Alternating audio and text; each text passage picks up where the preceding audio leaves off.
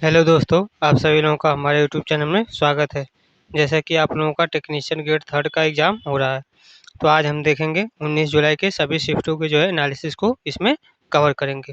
तो चलिए शुरू करते हैं। शुरू करने से पहले जो लोग भी हमारे चैनल पर नए हैं, अगर उन्होंने से हमारे चैनल को सब्सक्राइब नहीं किया है तो प्लीज़ सब्सक्राइब कर लीजिए, क्योंकि इस पर जो है आप लोगों को डेली एनालिसिस से संबंधित आपको क्लासेस मिलती रहेंगी। और अगर आप लोगों को इस क्लास का पीडीएफ चाहिए तो पीडीएफ के लिए आप हमारे टेलीग्राम चैनल से जुड़ सकते हैं। हमारे टेलीग्राम चैनल का लिंक जो है हम डिस्क्रिप्शन में दे दिए हैं। तो चलिए शुरू करते हैं आज के प्रश्नों को, जिसमें हम देखेंगे सामान्य जीके के जो है पहले प्रश्न को करेंगे, जिसमें हमारा प्रश्न नंबर 1 प्रश्न है कि राज्य पुनर्गठन आयोग कब गठित किया गया था। राज्य पुनर्गठन आयोग जो है आपका कब गठित किया गया था, तो इसका सही आंसर होगा सन 1953 में। कब गठित किया गया था, तो सन 1953 में। राज्य पुनर्आयोग गठन का जो है किसके सिफारिश पे यह किया गया था, तो आपका किया गया था आपका भाषा के आधार पर किया गया था, जिसके अध्यक्ष फजल अली थे। फजल अली जो है थे जिनके आधार पर जो है फजल अली आयोग जो है गठन किया गया। अगला प्रश्न है प्रश्न नंबर 2। प्रश्न नंबर 2 आपका है, भारत के किस राज्य को चाय का बागान राज्य कहा जाता है। किस राज्य को जो है चाय का बागान राज्य कहा जाता है, तो इसका सही आंसर हो जाएगा असम राज्य। किस राज्य को कहा जाता है, तो असम राज्य को। प्रश्न नंबर 3 आपका है, अशोक स्तंभ को भारत के किस प्रतीक के रूप में अपनाया गया है। अशोक स्तंभ को जो है भारत के किस प्रतीक के रूप में जो है अपनाया गया है, तो इसका सही आंसर हो जाएगा राष्ट्रीय प्रतीक के रूप में। अशोक स्तंभ को जो है किस प्रतीक के रूप में अपनाया गया है, तो राष्ट्रीय प्रतीक के रूप में अपनाया गया है। कब अपनाया गया, तो सन 1950। सन 1950 को जो है अपनाया गया। अगला प्रश्न है प्रश्न नंबर 4। प्रश्न नंबर 4 आपका है, पंचायती राज प्रणाली की जो शुरुआत है भारत में कब हुई।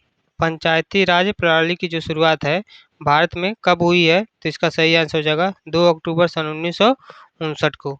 2 अक्टूबर सन 1959 को जो है पंचायती राज प्रणाली की जो शुरुआत है भारत में की गई थी। और कहाँ पर की गई है, तो राजस्थान के जो है नागौर जिले में। राजस्थान के जो है नागौर जिले से जो है की गई है। अगला प्रश्न है प्रश्न नंबर 5। प्रश्न नंबर 5 आपका है, कौन सा जो है मुगल बादशाह शेर शाह सूरी के बाद दिल्ली की जो है गद्दी पर बैठा था। कौन सा जो मुगल बादशाह है शेर शाह सूरी के बाद जो है दिल्ली की गद्दी पर बैठा था, इसका सही आंसर हो जाएगा हुमायूं। कौन सा बैठा था, तो हुमायूं। अगला प्रश्न है प्रश्न नंबर 6। प्रश्न नंबर 6 है, हरित क्रांति का जो नेतृत्व है किसने किया था। हरित क्रांति का जो नेतृत्व है किसने किया था, तो इसका सही आंसर हो जाएगा एम.एस. स्वामीनाथन। किसने किया था, एम.एस. स्वामीनाथन ने। अगला प्रश्न है प्रश्न नंबर 7।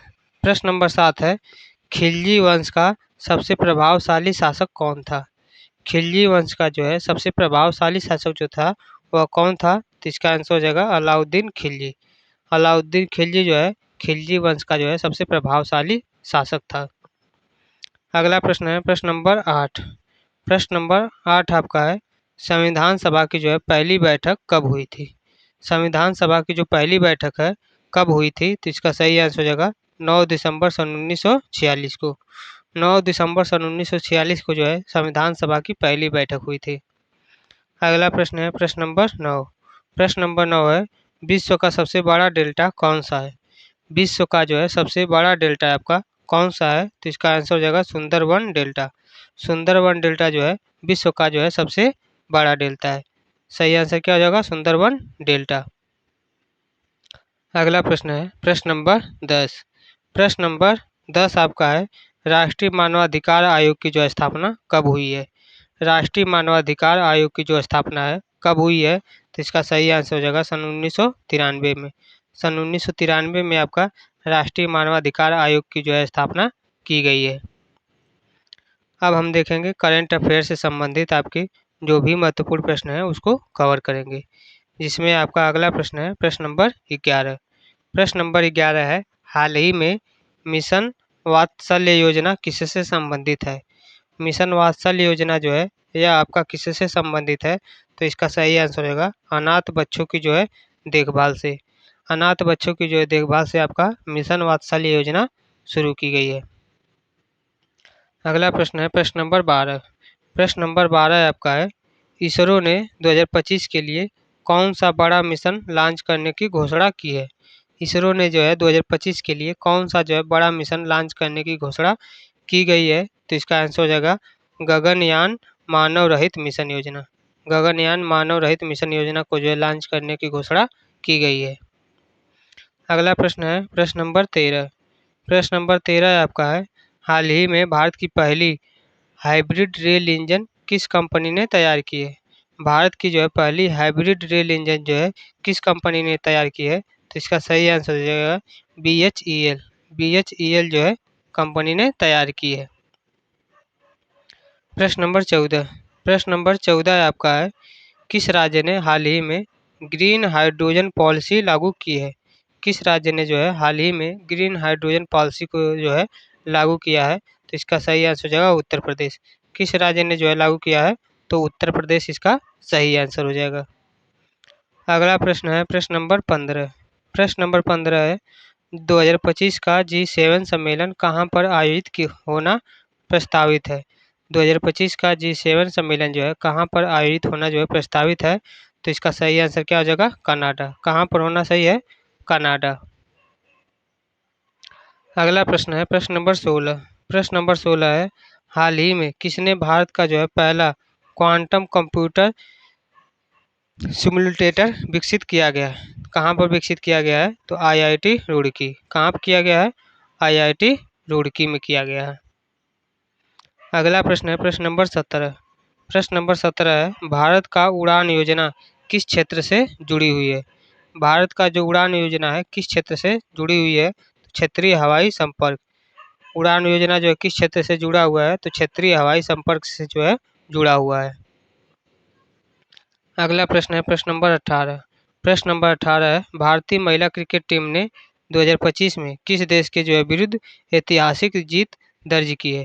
भारतीय महिला क्रिकेट टीम ने 2025 में किस देश के विरुद्ध ऐतिहासिक जीत जो है दर्ज की है? तो इसका सही आंसर हो जाएगा इंग्लैंड। किस टीम के साथ? तो इंग्लैंड।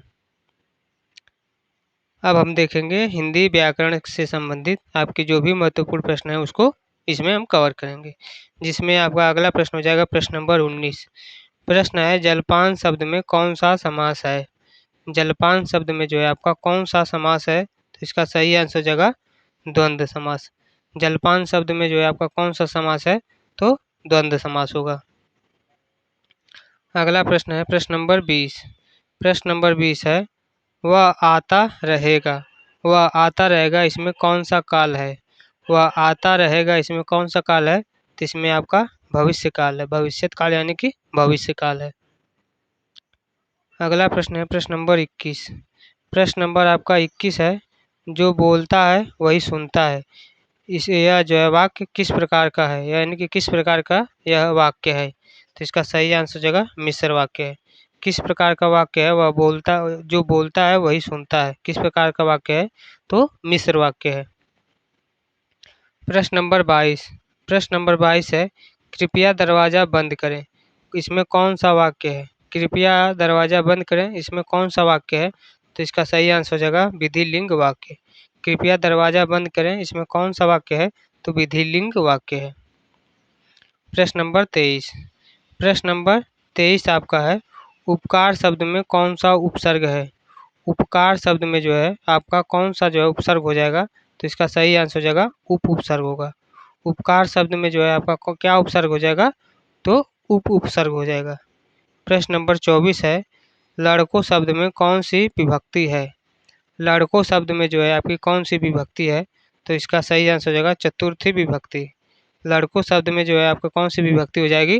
तो चतुर्थी विभक्ति हो सही आंसर हो जाएगा। अब हम देखेंगे कंप्यूटर पे आधारित प्रश्न। कंप्यूटर पे आधारित जो भी आपके महत्वपूर्ण प्रश्न है उसको हम कवर करेंगे।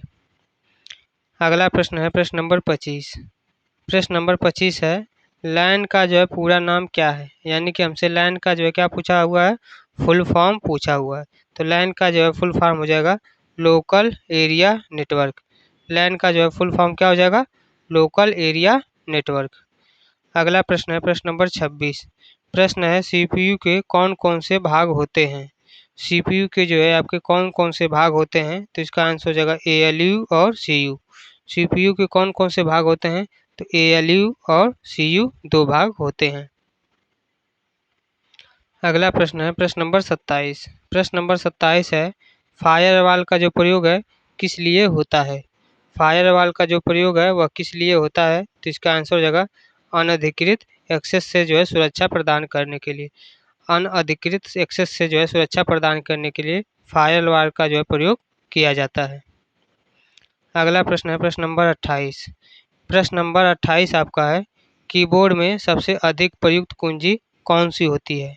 कीबोर्ड में जो है सबसे अधिक प्रयुक्त जो कुंजी होती है वह कौन सी होती है? तो इसका सही आंसर हो जाएगा स्पेस बार। सही आंसर क्या हो जाएगा? Space bar. अगला प्रश्न है प्रश्न नंबर 29। प्रश्न है फिशिंग का जो है अर्थ क्या है? फिशिंग का जो है क्या अर्थ हो जाएगा? तो इसका आंसर हो जाएगा ऑनलाइन धोखाधड़ी से जो है डेटा चुराना। फिशिंग का जो है क्या अर्थ हो जाएगा? ऑनलाइन धोखाधड़ी से जो है डेटा को चुराना फिशिंग का अर्थ होता है। अगला प्रश्न है प्रश्न नंबर 30। प्रश्न नंबर 30 है एमएस वर्ड में एक नया डॉक्यूमेंट शुरू करने की जो है शॉर्टकट कुंजी है उसको क्या कहते हैं? एमएस वर्ड में जो है एक नया डॉक्यूमेंट शुरू करने की जो शॉर्टकट कुंजी होती है उसको क्या कहा जाता है? तो इसका आंसर हो जाएगा कंट्रोल+N। क्या कहते हैं? तो कंट्रोल+N कहा जाता है। तो आज के लिए जितने भी प्रश्न हमने करवाए हैं सभी के सभी इम्पोर्टेंट है आने वाली शिफ्टों के लिए। तो जिन लोगों का अभी एग्ज़ाम बचा हुआ है वो लोग अपना जो है यहाँ से एनालिसिस करके इन सभी से रिलेटेड अपना प्रश्न कर सकते हैं। अगर आप लोगों को इस क्लास का पीडीएफ चाहिए तो पीडीएफ के लिए आप हमारे टेलीग्राम चैनल से जुड़ सकते हैं। हमारे टेलीग्राम चैनल का नाम है टीचिंग विद गोविंद। यहाँ से जो है आप पीडीएफ प्राप्त कर सकते हैं। टेलीग्राम चैनल का लिंक जो है वैसे हमने डिस्क्रिप्शन में दे दिया है। आप वहाँ से भी जाकर हमारे टेलीग्राम चैनल से जुड़ सकते हैं। बस आप लोग अपनी पढ़ाई जो है अच्छे से करते रहिए और अपना सिलेक्शन लेते रहिए। तो आज के लिए बस इतना ही। जय हिंद, जय भारत।